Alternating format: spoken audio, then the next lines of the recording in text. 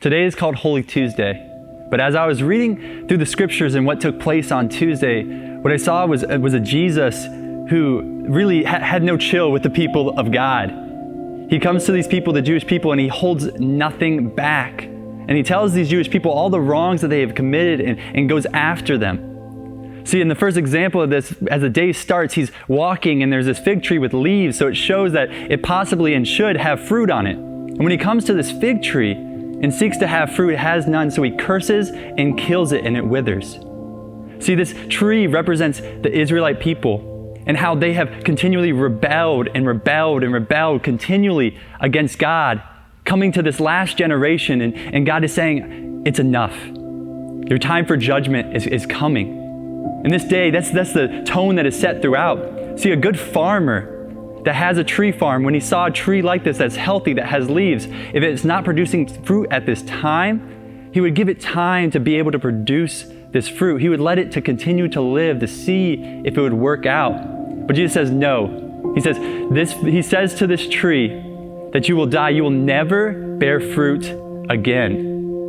And therefore the fig tree dies, and he sets the course for the rest of this day where Jesus truly goes after the people of God and the judgment he's going to bring upon them. I wish I could go through all that Jesus says in this time on Holy Tuesday, but I encourage all of you from Matthew 21, verse 18 through Matthew 24, that you would read through it, talk with each other, and discuss what is Jesus saying and what does it mean about what he is doing when he's speaking and casting judgment on the Jewish people.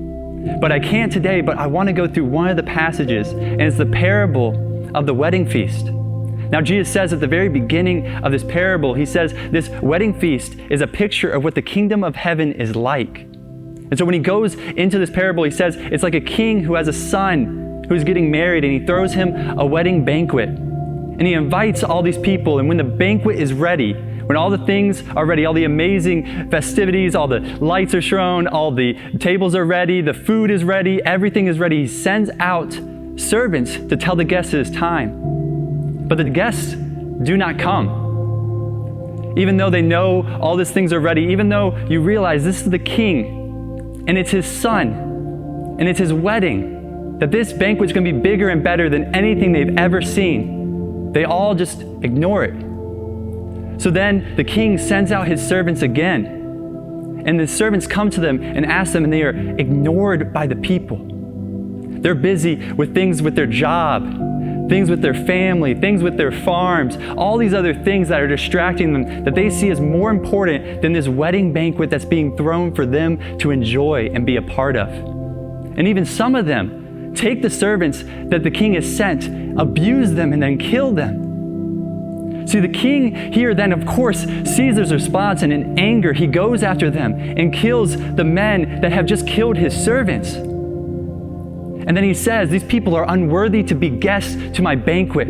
So I will go and invite people that will actually appreciate and enjoy what I have to offer for them. See, this is speaking about the Jewish people. They were invited to the banquet of the kingdom of God. They were invited to be a part of God's kingdom and what he had for them. But they rebelled. They saw things in the world as more valuable. Their job, their day, their work, their farm, their relationships is more valuable than being part of God and his kingdom. And so they rebelled to the point that they killed the prophets that God sent to lead them the right way. And God's saying, I'm done with this. I will receive the people that want me. And he sent Jesus so that we could be a part of this banquet.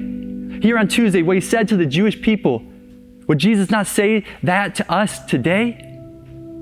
He tells them that they are too caught up in the things of their life and too worried about those things and don't see the invite that they have before them. Are we so busy in our life to see the things, the feasts that God has before us in his kingdom? More concerned with this world than to play a part in something that is eternal and bigger than anything we could imagine. So I encourage you, as you read through this Tuesday, realize, do I value this kingdom? Do I value this invite more than any of the other things in my life? These Jewish people got it wrong generation after generation. And when Jesus came and told them their wrongs, they couldn't see it. We need to read this passage and see, God, what am I blind to? What am I valuing more than you and the seat I have at your table?